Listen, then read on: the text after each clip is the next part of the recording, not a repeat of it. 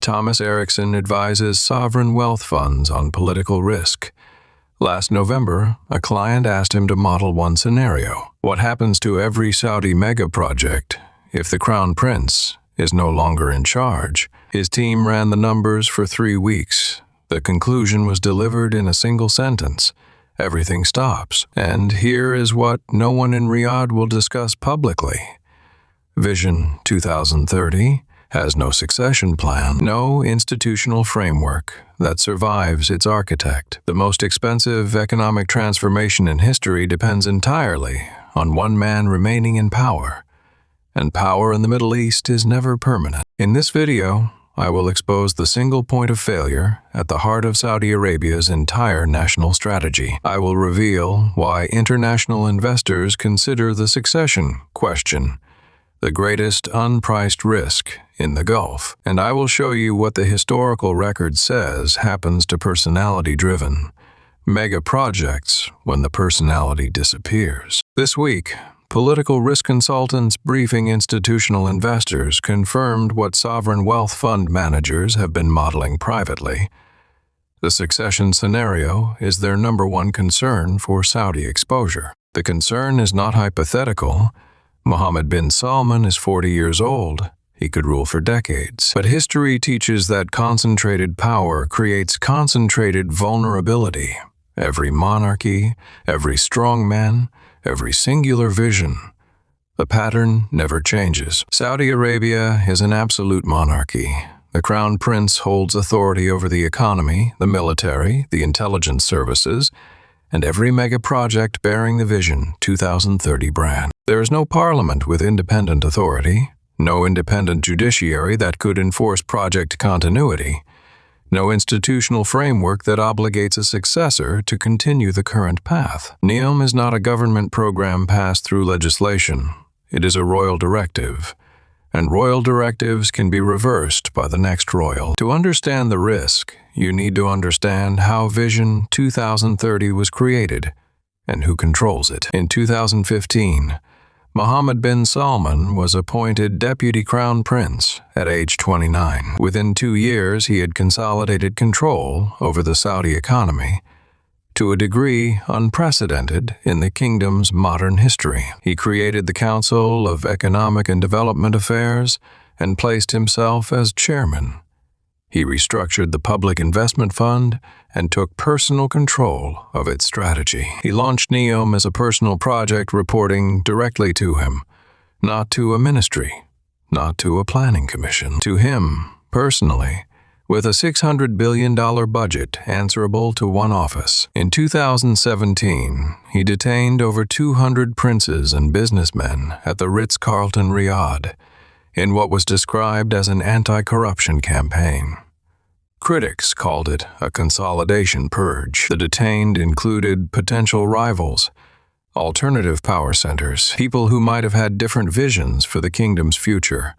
After the Ritz-Carlton, there was only one vision. One senior political risk analyst, who advises 3 of the world's 10 largest sovereign wealth funds, described the structural problem. Vision 2030 is not a national strategy. It is a personal manifesto with a national budget. Every critical decision flows through one office.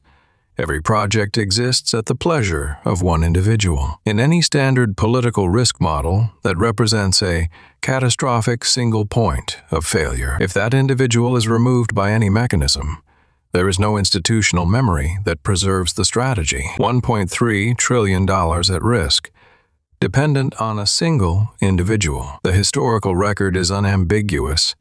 Personality-driven mega-projects rarely survive their architects. Libya's great man-made river project, conceived and driven personally by Muammar Gaddafi. After his fall, the project was abandoned.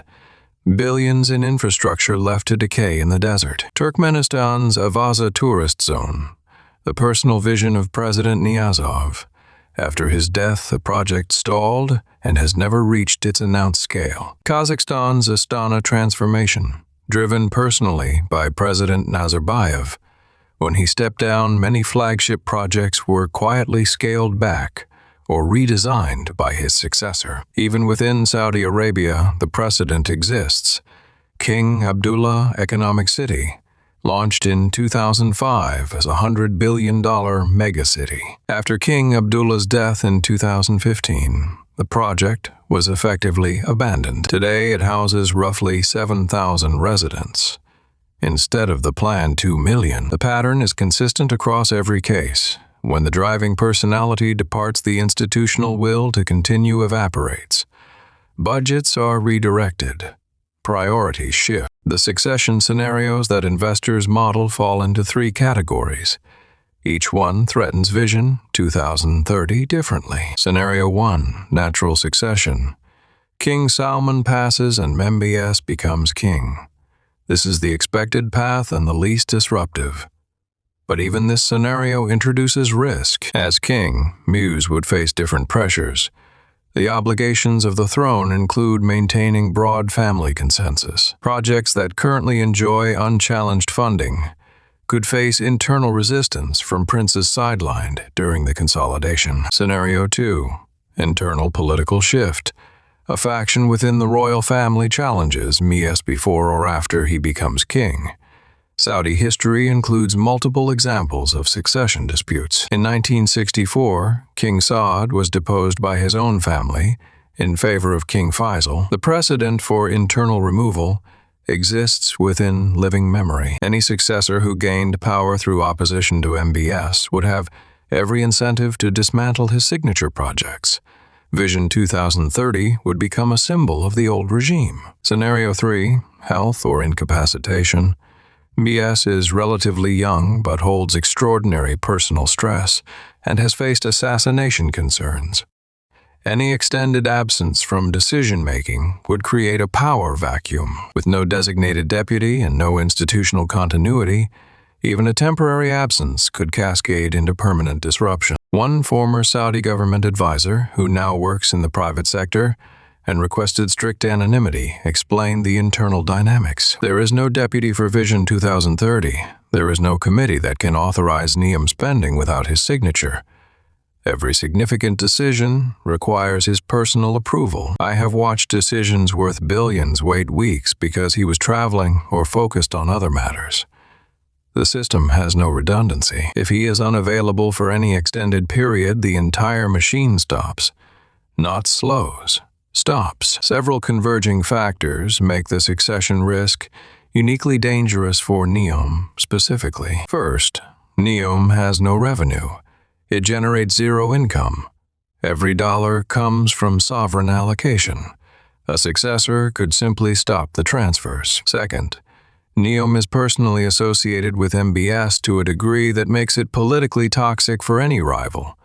Continuing a predecessor's signature project signals weakness. Canceling it signals strength. Third, the Saudi population has not been consulted on Vision 2030.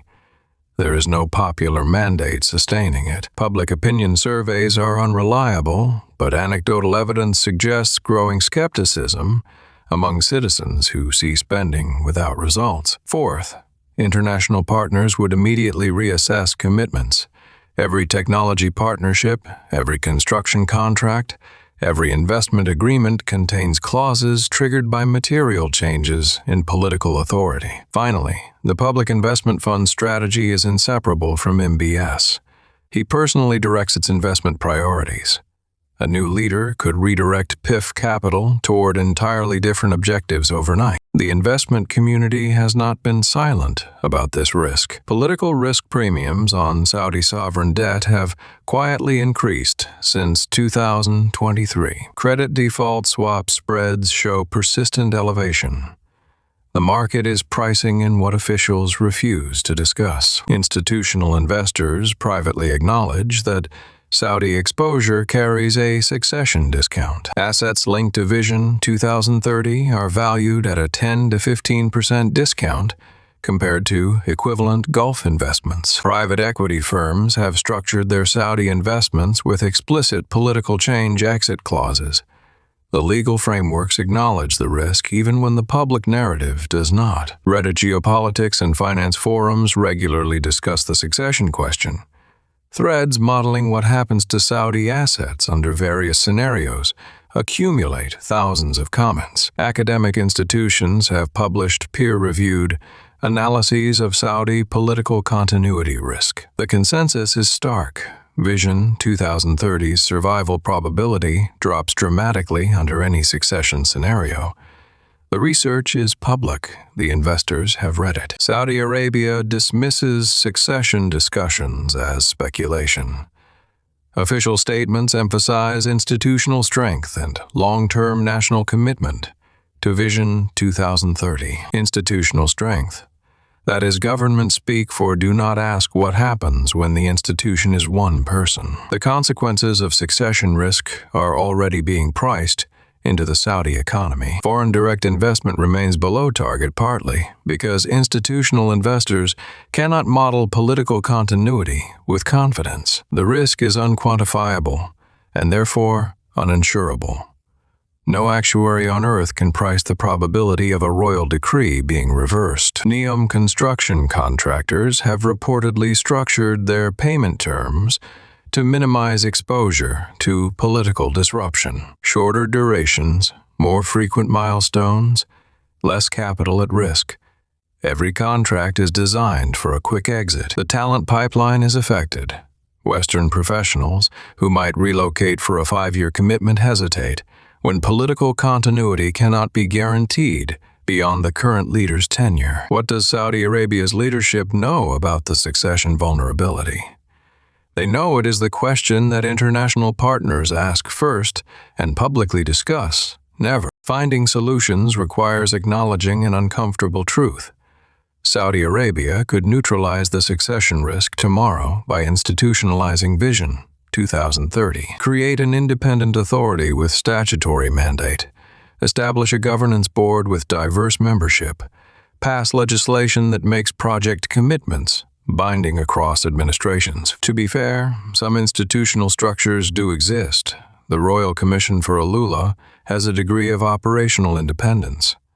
Certain regulatory bodies function with professional civil service staff, but NEOM itself and the core Vision 2030 mega projects operate under direct royal authority with no institutional buffer. The reforms that would protect these investments are precisely the reforms that would reduce the Crown Prince's personal control. And that is the paradox.